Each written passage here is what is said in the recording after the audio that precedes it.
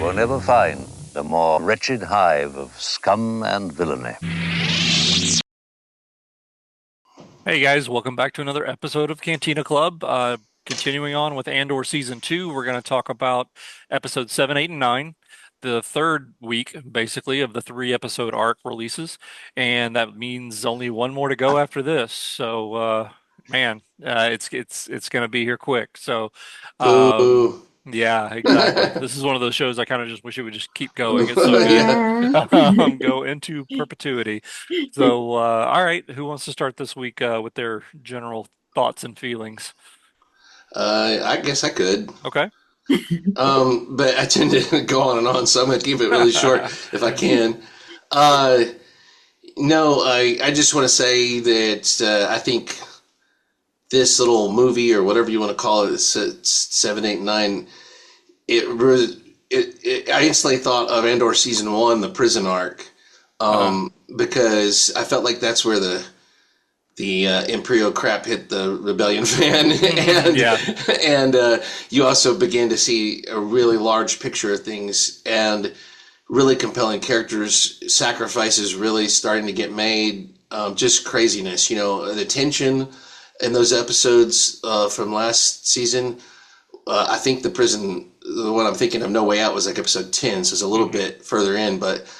I knew, in other words, I knew this was going to get good when as I was watching. I was like, this is like the prison arc, but I think it's one of the best things they've ever done with the Star Wars brand on it, Hmm. and I was blown away by everything about it, from the sets to the incredible acting, the incredible cinematography.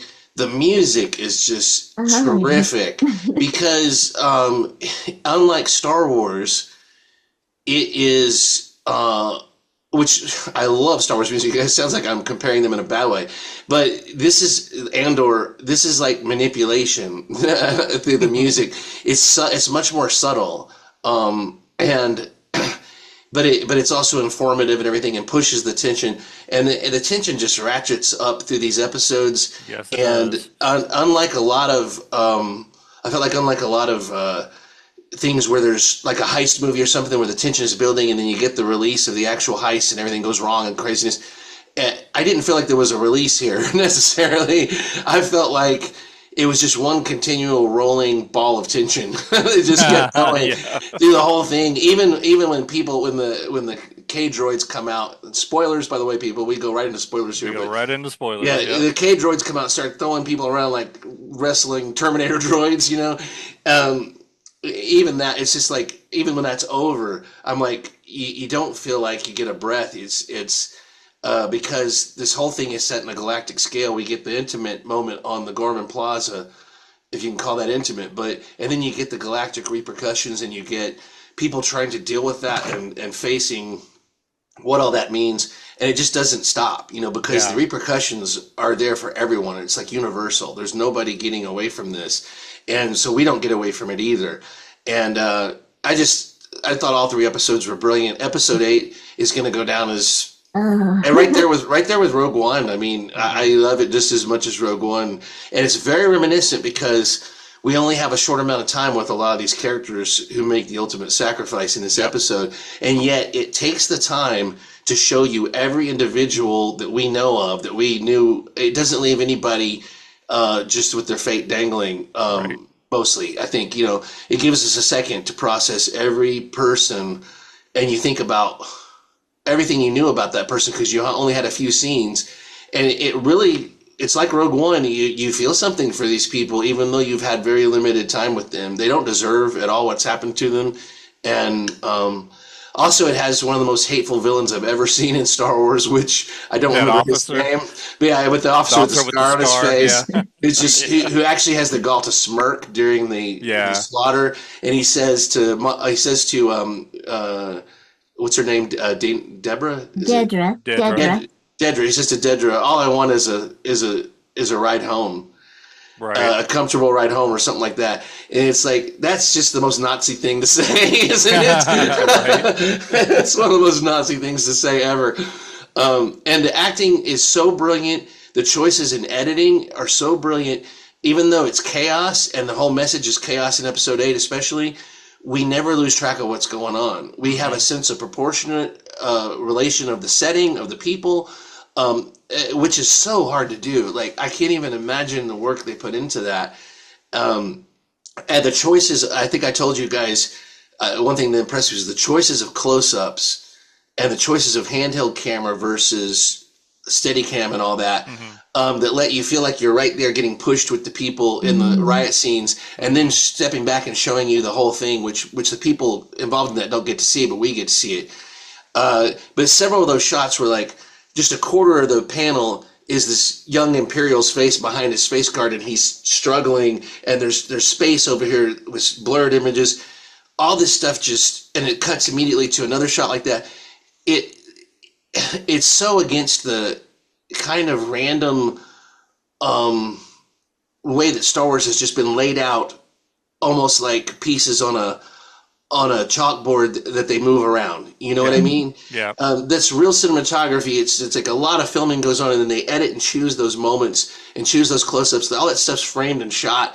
A ton of work goes into it. Whereas with the green screen and the volume and George Lucas's way, which I'm not knocking it, but you can add all that stuff, but it ends up feeling like you're having the same perspective for a lot of it. And when a close-up comes in the prequels, you're shocked. Like when Obi-Wan gets his close-up and says, I don't think so, or whatever. It feels like a totally different movie all of a sudden, because most of it is so just laid out.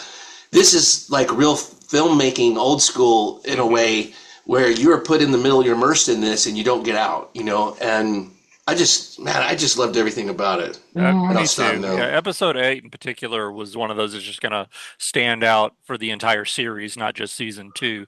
And I think that, for me, the 7, 8, and 9 was such an in-depth look at the emotions into all of these characters, but without losing sight of what's the big picture of what's going on. Because I think that's another thing. It's a testament to the writers and the producers and the actors and everybody who pulled this off, that we get both sides of it.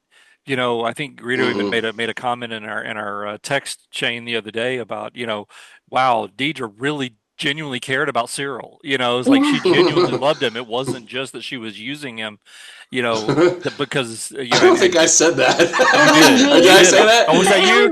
Oh, that was her. Yeah, that's not a thought that would have crossed my mind. Fast and thick, so. My apologies, but yeah, she genuinely loved him, and kudos to the actress for that role or for that scene.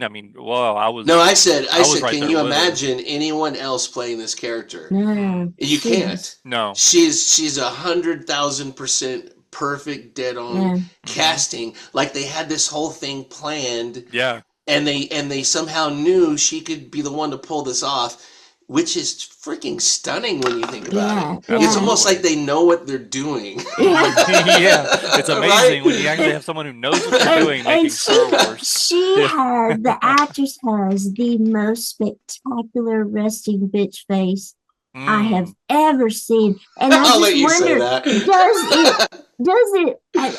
Are her muscles doesn't it hurt to maintain that? Exactly.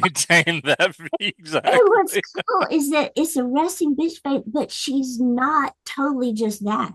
If you look at her on the surface, she might just be a caricature, but she's got such depths that especially come out in episode 8, and the previous episodes are building to that, where I go back and think about the comment I made that she shows in episode 8 that she really loves Cyril because she panics when he goes out in the square. She goes out there and risks herself going out into the balcony to see if she can help him. if she can help him. And that's just anxiety, because I don't think she knows. I think she knows she can't help him. She just has to see where he is. She just wants to see that he's okay. Yeah. And she's trying to do something. Yeah. It threw me back to the moment in their the first story arc when we realized they were living together, and she was preparing for his mother to come, and we didn't know it was the mother that was going to show up for dinner. We thought it was some imperial dignitary or something. Yeah, and she's choosing her dresses and everything. And I was watching it with my husband. And there's this brief moment where she tries on one dress and she smiles, and I missed it. I looked away for a split second. And I was like,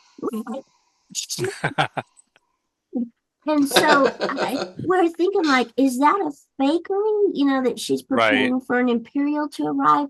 And now I realized she really wanted to try to make an impression on this guy's mother because she cared about him. Yeah. And when I she wanna, saw I wanna, I that wanna the say something woman real was a quick. harrigan, she slapped the woman down. Yeah. And in part, of course, to keep her own control of Cyril, but also because now I realize, And to stand up because for she him. cared about it. Yeah, Yeah. like I love how this show builds their Mhm. characters that Yeah. way. I wanted to Absolutely. say too, I think that later when you find out she was an orphan and had nothing except that communal orphan experience, that I think that moment is a slip of her mask where she's relishing owning a dress that she looks good in, and thinking about, just for a second, allowing herself to think about how far she's come, Yeah. that she owns things. She has a private space that she's only sharing with one person.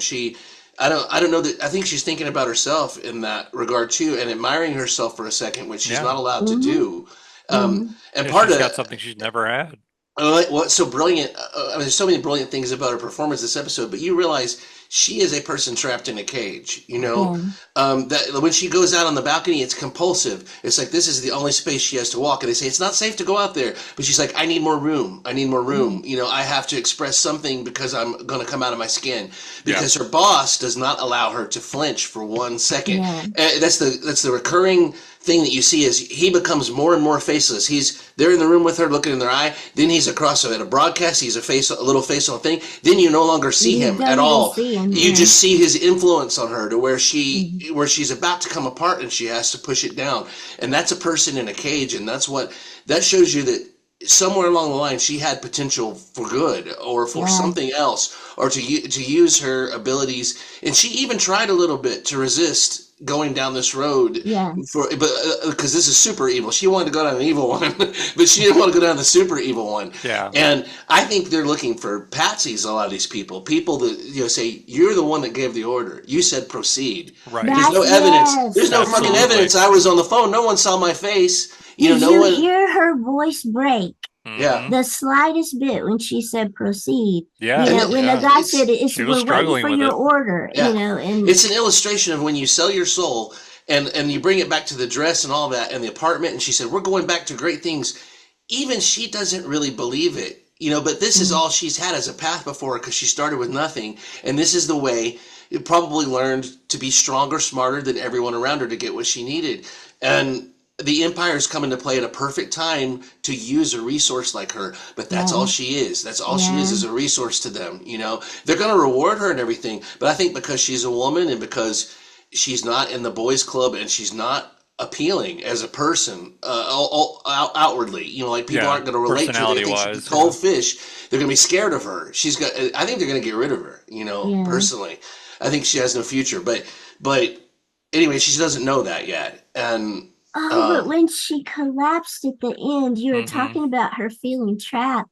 You remember back at the beginning, she's trying to get out of that uniform desperately. She kept like pulling at her collar earlier in the series, and you're thinking, oh, she's trying to, it's Shakespearean. It's Shakespearean. It is strangling. It reminds me of Edgar Allan Poe too. It's like she's gonna feel Cyril's hand on her neck for the rest of her life. When she wakes up. And we're going at random places, but as long as we're talking about Dedra and Cyril, let's talk about Cyril for a second, because he was the centerpiece of this episode as well. Absolutely. He's MVP for me. And I want to say, damn this show for making me feel anything for Cyril. I told you. You did tell me. You were right. You were right. I felt he had more to him. I felt there was a big differentiation between him and Dedra, and that's what eventually broke them apart. Because she was trying to drink the Imperial Kool-Aid totally, and he was trying just to bolster himself as a representative of law and order. That was going to give his ego what purpose, he wanted to have. And the key to what happened with him was in the last story arc we didn't mention, when Dedra told him, we're going to do this and then go home. We're going to go back to Coruscant. We'll go back as heroes. But all we've accomplished, he's like, what have we accomplished? Right. That one moment is like, oh boy. What is this about? Oh, he's flipping, What's interesting too is to go back to that earlier dinner scene. One of the most compelling and memorable images from that is him collapsed on the bed like a puppet with his strings cut. Yeah. Now you're telling me a guy I think he's in it for the rewards and stuff too in his mind. Yeah. But when he receives those rewards, what does he do? He collapses on the bed. When you see him at most at home and feeling like he's at a purpose, he's behind a desk. He's directing people, and he actually absorbs into that culture that he's spying against and everything, because he's naive enough to think he's trying to do good and that they can all coexist. He doesn't see the end game. So he allows himself to tell these people, no, trust me, no, and he actually means it. He believed it, He believes it'll ultimately work out for them and for him. When he realizes it doesn't and they're all going to die, he's built relationships with these people. He's lived there, and that's where we saw him happiest, I feel like, was on Gorman, where he had a purpose, where his mother derided his purpose. You're just a minor nothing on a minor. And he was finally able to world. kind of flip off his mother. You know, you could tell he was talking She's to her. She's at a distance. He's like, he was talking to her from a place of, I know what I'm doing. I'm superior. You know, you can't tell me what. And he did all the script lines, you know, that he knew. He felt important too, because he had a purpose that she didn't know about. And so again, it's misguided potential and how fascism and forces like the empire and corporations and whoever you want to put in as a stand-in for corruption or evil or dehumanizing people, take people with potential and who have a drive and want to do something, and can so easily misdirect it, and they end up with nothing. And again, he will be erased. Completely. They will never acknowledge what he did there. They can't do it. Absolutely. And all the witnesses almost are dead, most of them, or feel like he was a traitor, and aren't going to honor him or anything. He kind of made me think of Willie Loman, Death of the Salesman, where he really began to feel tragic in that 8th episode. Every time he reaches for some kind of power, it bites him in the ass. Yeah. And I felt like the moment that was I think a lot of people will be repulsed by it, but when he grabbed Deirdre by the throat, I almost cheered, because that's how you handle a snake, right? Yeah. you grab it behind the head where it can't bite you. And it could be seen as domestic violence, but this character is an anti-hero of anything. He's not a hero. Yeah. No. So, and he's betrayed, and that woman is lethal. It's like, you've got to subdue her to get any kind of truth out of her. So, it's not like he just choked her to death or abused. It wasn't excusable. I won't excuse it. Yeah, but in the context of this moment, it took my breath away. I was like, wow, Cyril, my man. I don't commend violence against anyone or women, but he's coming into his own in the worst possible way or time. But he's still coming. He's showing strength that we didn't know he had. Which leads to that fight against Cassian, at the end. Oh, that was crazy. That was incredible. I was like, I read an interview, and people watching this, if you want the best analysis of this character, there is an outstanding interview in Variety with Kyle Soller is the name of the actor playing him, and he gives just the most in-depth, beautiful analysis of the way he played this character. And when he gets to the part about the fight with Cassian, I think he says it took 3 days for them to film it, and it was at the end of like 2 weeks of filming the whole massacre, and he said they were just exhausted and they were just ready to just and he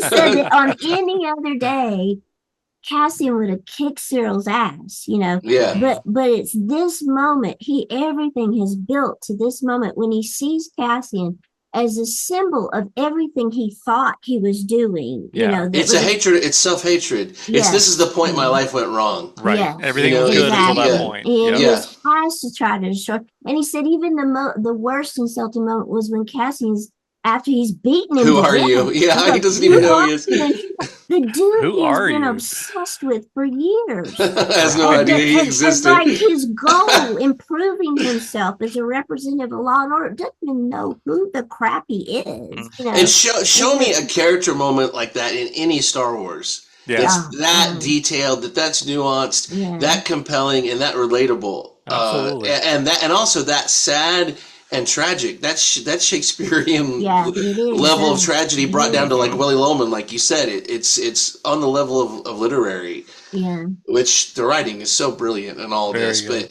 But when you marry the writing with all the other things I said are just brilliant in these 3 episodes. Yeah, it's just it's restored my faith to a pretty high level, if they can still create content. Well, good, like because they're going to this. be crowdfunding the next one, and we need about 750 million to continue, so we expect your Apparently. contribution. Exactly. Those subscription rates have got to go up. But anybody out there, I just want to say, well, anybody out there who hasn't given this show a chance or who continues to say it's boring or whatever, even if you're going to just watch the movie, the 3 parts of this watch this. Watch the prison arc. Watch the prison arc from the first season and watch this arc from this one. If you don't get anything out of it, I don't know. It's not for you. It's just not for you, and that's okay. But there is so much to appreciate here, and if you're a Star Wars fan, they're making history with the brand, and just to be a fan and see, I think it's worth seeing. Just to know what's possible, what they're doing. If you don't, that's a good point. This at least shows us what's possible. So to me, this kind of content makes the errors even more glaring. Yeah. That they can do this. That this is still within their capabilities. And did any of you think when we started watching this season 1, all these little side characters who were there to populate the world would have actual story arcs and would come back again and were important and would humanize themselves and have weight and gravitas in a story? I had no idea. And that's why people were saying it was boring, because they're like, I don't know these people. They're barely in here. They come and go. But that's the brilliance of it, is they never made it epic. They continued to just stick with the small stories and giving them significance. Because what do we believe? We believe small stories are significant, don't we? Yeah. Yes. Isn't that part of our core values? Is that greater, smaller, unknown, known, that everybody's worth something, everybody's story is worth something, and everybody contributes, and even the most tragic we can learn from, and so that's the kind of focus, the kind of minute focus this show has, that you kind of either get or don't, you kind of either appreciate or don't, but you have to be willing to invest the time. Yeah, you got to give pay attention. Pay attention. Give it some attention. It's worth it. Absolutely. And to have the Star Wars name on it, I'm just fucking proud fan. Yeah. I'm gonna have to put a Chewbacca sound there.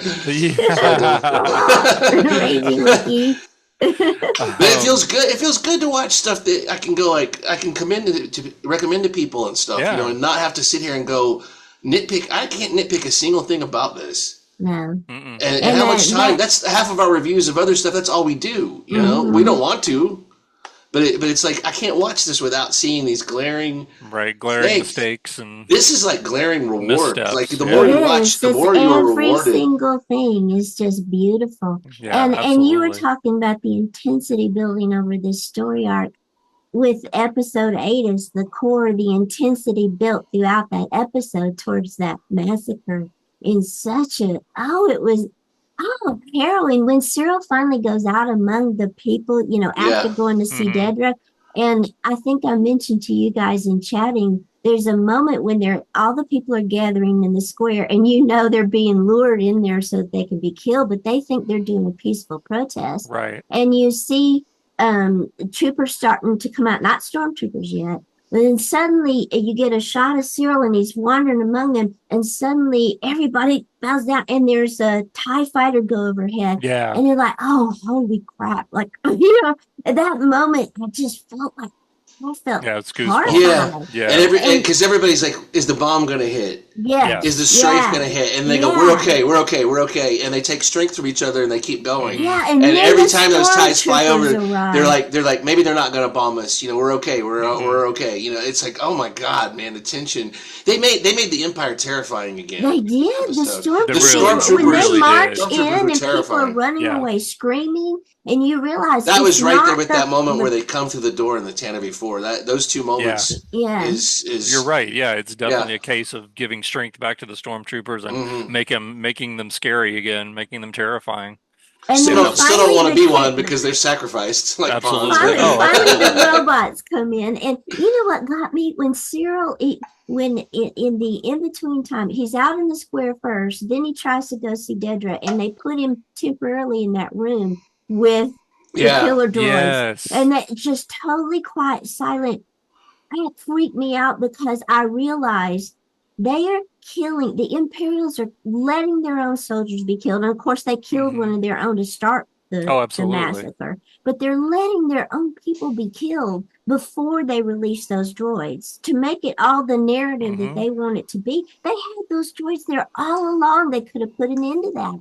And they're just It's holding them back. And It's also like Cyril. This is when Cyril really begins to crack because it's like being shown behind the curtain yeah, that Yeah. that this is staged and we have T1000s lined up waiting right here in the Ready to next go. room, Yep. ready to go, and they're just sitting there like waiting for an order. Like, what order are you going to give these things?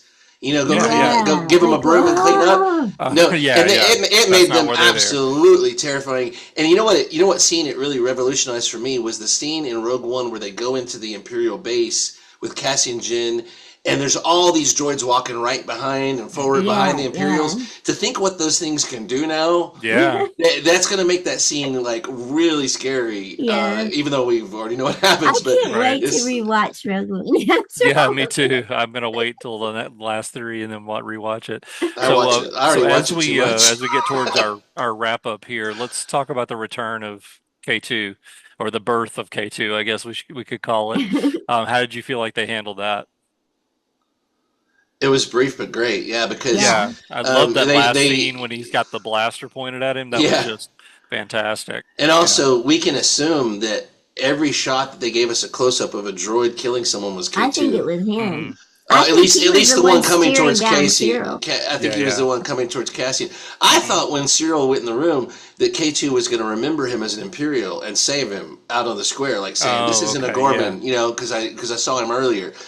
I gave him too much credit. They're just murder machines, and I did want to say that poor girl that K2 threw, and Oh, wow. she just landed to her death, just like dead. Yeah, Bounce the one moment time she hit, dead. she was Yeah, gone. I mean Yeah. her soul left her body with alacrity. It's like it was with great speed. I don't know. And I you guess know, telekinesis is this truth, may but be too deep a cut, but those robots, they look like some of the illustrations for Isaac Asimov's original robot stories, which freak which are me supposed out to serve people. worse. Because the robots in protect his people. stories follow the 3 laws of robotics, where they're not allowed to hurt humans, and it's just, to see them crushing people and people running, screaming in horror from them. And I do Right. want to say one more thing about the birth of K2. I don't know what Cassian brought him back for, but I think that's just Cassian asserting some of his ideas and individuality and making his own calls and And seeing an plus, it's just, opportunity. free There droid, could be, basically. yeah, Let's and there could be reprogram it there and could we be can put it intel in use there to or the something. cause, Yeah. Because he's thinking like a spy. If I have one of these with me, I look like even more like an I look Imperial. even But more like I fit in, yeah. yeah, but I didn't think. I always knew that K2 would replace Bix in a way. As far as his major relationship, the partnership that he goes forward with, but I didn't think it would be like instantaneous. Like he runs to the airfield where she's left, and then walks in, and they say, "Hey, the droid's ready." Literally, like handing him off immediately to the next. It's part of the speed of the story that we have to accelerate. But yeah, no, hearing Alan Tudyk's voice again was awesome. The dry humor that wasn't over the top, like wah humor. It was where it's supposed to be. Yeah. He's saying something you wouldn't expect a droid to say, especially a killer droid. He's saying, "Hey, would you mind not pointing that at me?" Yeah. If I've done something to offend you, I apologize. Otherwise, please don't point that at me. We ought to mention too, before we have to go, the escape of Mon Mothma. I loved that. That was sequence. really well done. Yeah. That whole episode's incredible. Yeah. Yeah. And we get another brilliant monologue, which has been a hallmark of this show. Her speech before the Senate was fantastic. Jaw-dropping. Yep. And I loved seeing her. I love seeing her scared to death throughout that episode. She's totally out of her element, except when she's in the Senate. Right. And the fact that she still pulls it together and gives that speech that she memorized. She's just trying to whisper it to herself before she does exactly. knowing that she may not get out of there alive, or she may be arrested, she may be carried away, and she doesn't know who to go with at that point either, because she's been warned. She trusts because she even asked Luthen, like, "Do you know these people?" He's like, "No, but you got to trust them." That's where it comes into play that Cassian is the one who somehow gets people's trust, in those horrible moments where it happens, wham, wham, wham. And when he grabs her hand or he puts his coat around her, he look at me, he says, it's those moments where I thought, Mhm. oh, he's the dude who gets the job done. Yeah. This He is also Yeah. stood between her and the blaster when the ISB agent tried to. Yes. So it shows you that he is a true hero. He's not Yeah. just a spy who will Yeah. go, "Oh, this is going south. I'm out of here." I'm you out of know? here. Yeah. No, Yeah, he put his body. He put No, his that's body the thing. right. He's never met But her he, before. oh, I think he heard her speech though. He heard Yeah, the I mean, he speech, knows but who that's she it. is, but he's not like a personal friend. And I wanted to say Yeah. one thing about that real quick. I love that whole sequence where she walks through the hallway onto the Senate dais that moves, Mhm. and then it slowly moves her out while the music is just building to this huge tension. Like you're expecting the damn thing to explode or something, Yeah. and then it just cuts off and it's silent, and you hear the podium going as it stops, which you've never heard before because they're No. like they're always real super smooth. Mhm. And I was like, this must be one they repaired that Yoda or the Emperor threw, Yeah, they fought on. but the idea of the machinery, it's like this whole thing's falling apart.